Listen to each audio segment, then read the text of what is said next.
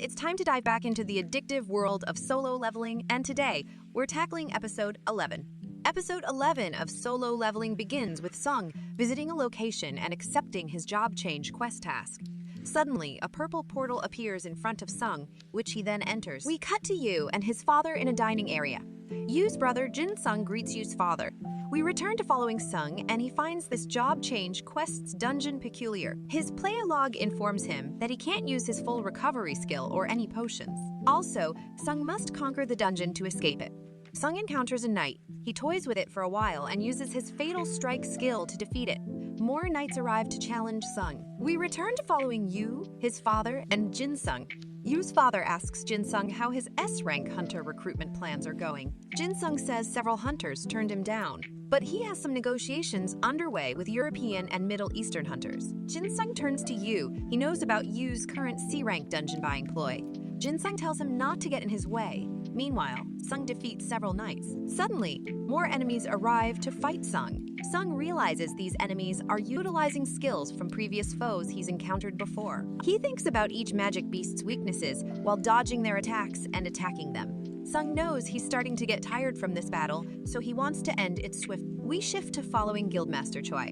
Choi meets up with Cha Hae-in and other hunters near an aircraft. We return to observing Sung, who has successfully defeated his enemies. His player log informs him that he's obtained some armor, and he equips it. Sung enters a new room and encounters a red knight figure inside it.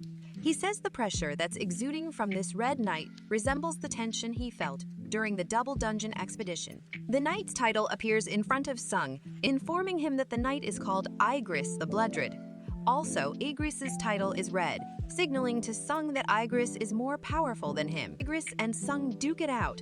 Igris overwhelms Sung, and Sung wonders how he can penetrate Igris's defenses. Sung plans to fight Igris in hand-to-hand combat. Igris tosses its weapons aside, and Sung wonders if Igris is downplaying him. Meanwhile, Wu visits Chairman Go.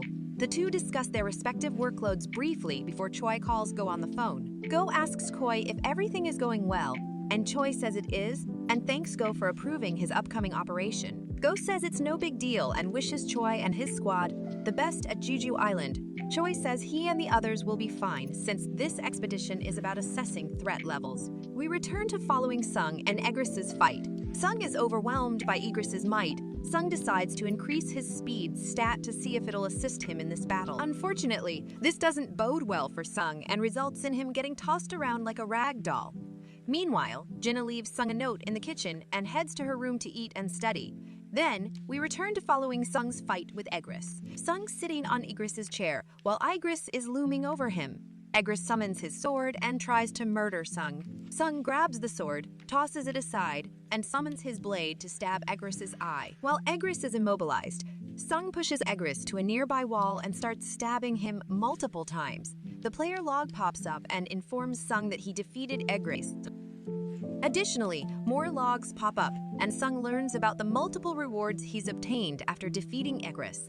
After examining all his rewards, Sung wonders why the player log gave him a teleportation stone if he can't fit it in his inventory. He wonders if the job change quest is still ongoing. Suddenly, more portals and player logs appear around Sung. Sung wonders if he's facing infinite enemy waves now.